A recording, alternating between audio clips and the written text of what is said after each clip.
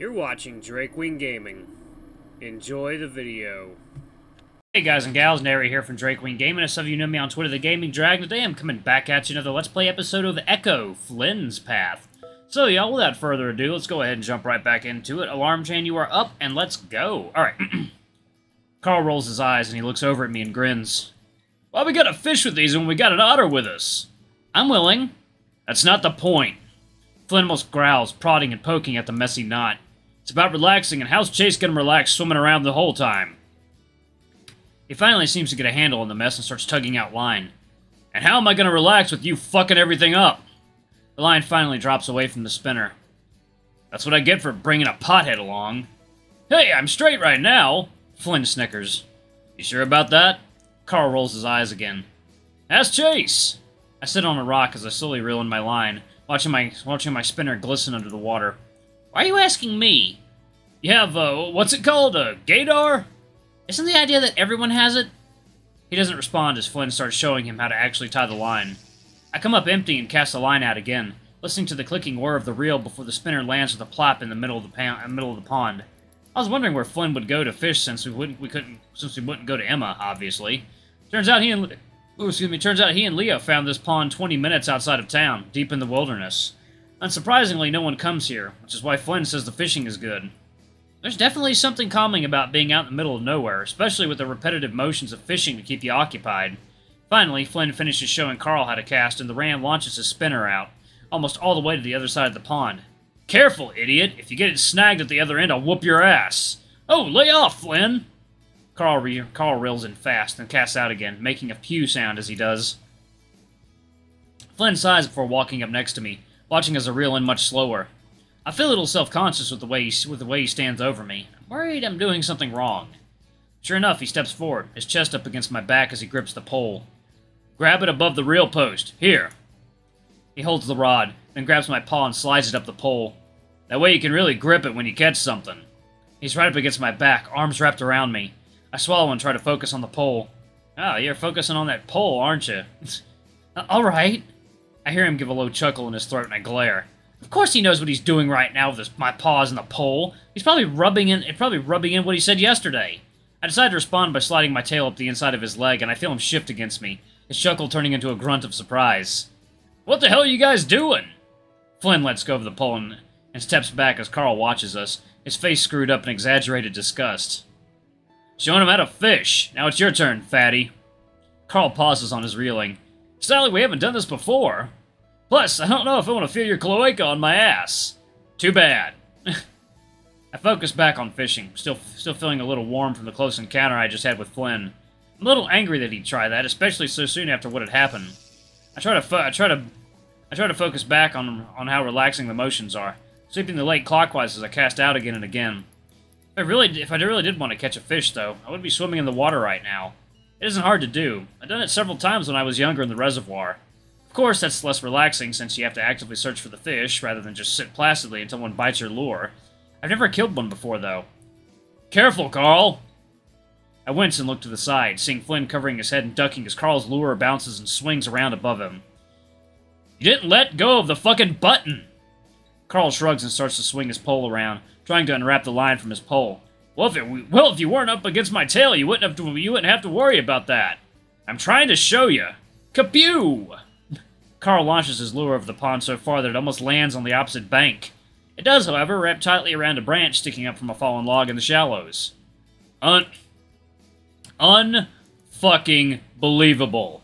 Oh, shit, He starts tugging and pulling, trying to get it untangled from the log. No, stop. You're gonna have to walk around the edge and get it. What? These fucking cacti on the edges. No way in hell. Oh, Carl. 1 second, y'all. Water time. Ah, delicious water. Okay. Too bad. That's one of my last fucking lures. What? Come on!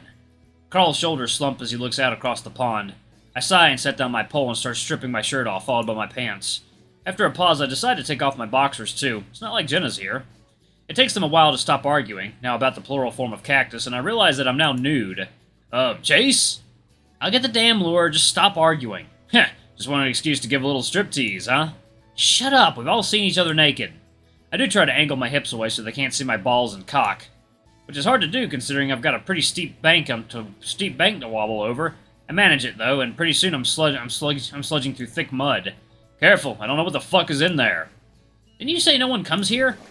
I don't get his response because I dive in right after that, the familiar feeling of water closing up around me, cutting off air and the sound.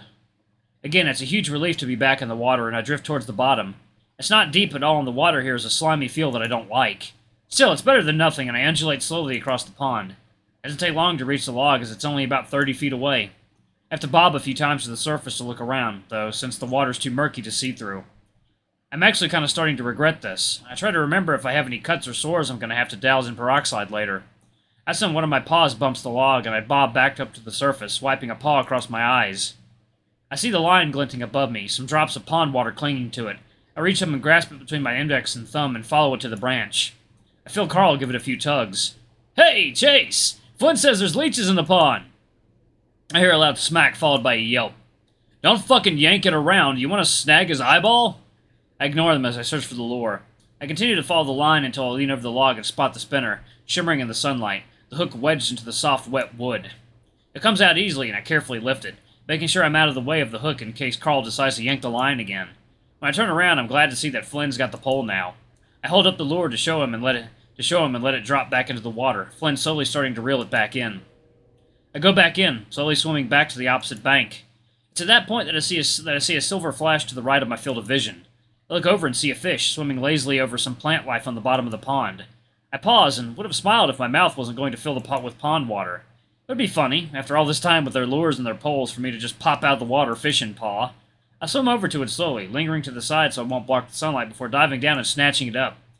I latch it in my claws to keep it from escaping as I give a little wiggle of delight. It's been a long time since I've done this, but it looks like I've still got it. I turn and start swimming back to Flynn and Carl, and that's when I suddenly feel like I'm being watched. It's not the typical feeling, though. This is much more intense. I pause and look back over my shoulder, then forward again. It's pointless because everything's cloudy and I can't see more than 10 feet. I've sunk down into the bottom of the pond, both of my feet resting in deep muck as I crouch, trying to figure out where the feeling is coming from. It doesn't help that my head is starting to buzz, a tone building in my head that sounds like an orchestra tuning. I haven't been down that long. I shouldn't be running out of air.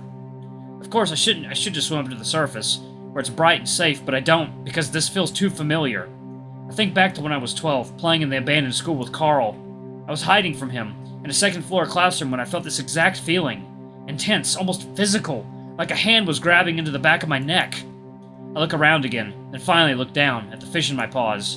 And now I know where it's coming from. Before I know it, I'm whipping upwards, breaking through the surface in less than a second and swimming towards my friends. I stumble up onto the bank, splashing water everywhere as I do. I'm not holding the fish anymore. What the fuck were you doing? I try to steady my breathing, hoping they'll just think it's because I was down so long, rather than me being freaked the fuck out. Carl's laughing next to Flynn as I start pressing my paws down my body, trying to speed up the drying process. What? Carl shrugs, but Flynn smacks him upside the head again. He pissed in the water while you were under. Great.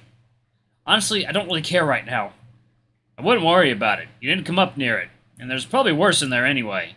Speaking of which, why don't you go further up the stream and wash up? I don't want you bringing pond shit into my truck. Okay. I sigh and pick up my clothes, just glad that they seemingly haven't noticed anything's off. Ah, so I'm guessing something was very off about that fish he had, huh? Luckily for me, Flynn parked right next to the stream, so it's easy to find. It's freezing cold, though, compared to the pond, so I get washed up quickly. I gasp as I splash the water over my body, shivering before I stand back and start squeezing the water out of my fur again. Everything okay? I jump and look back.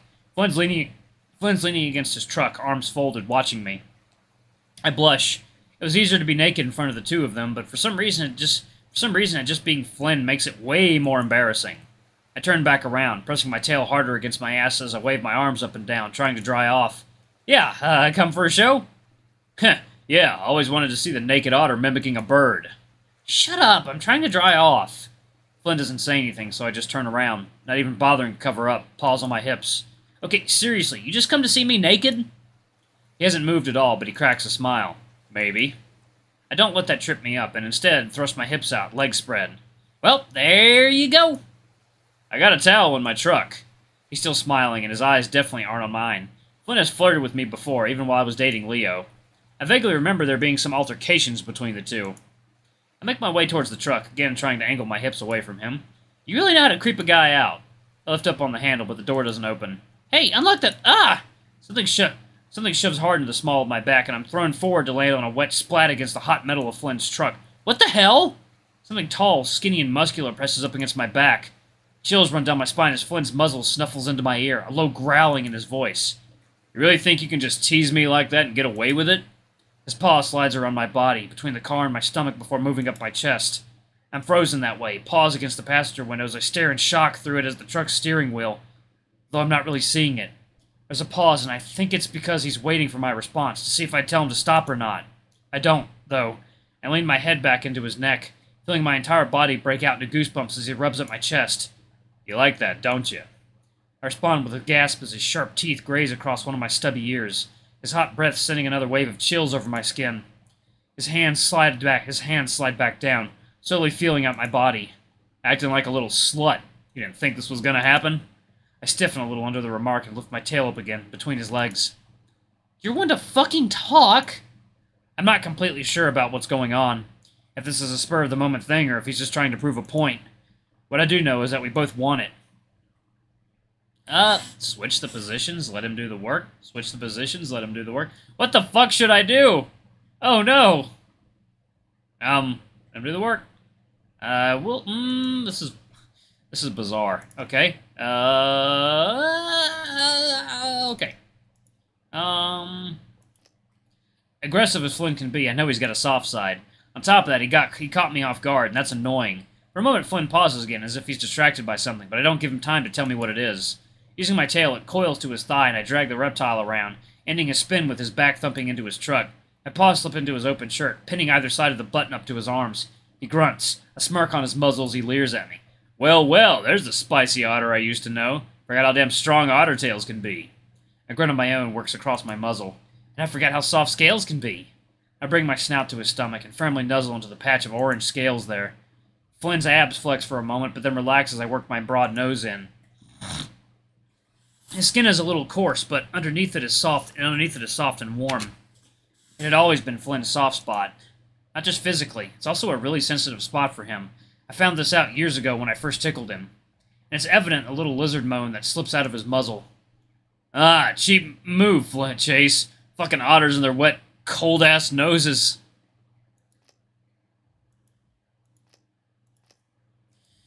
Yeah, and you love it, Flynn.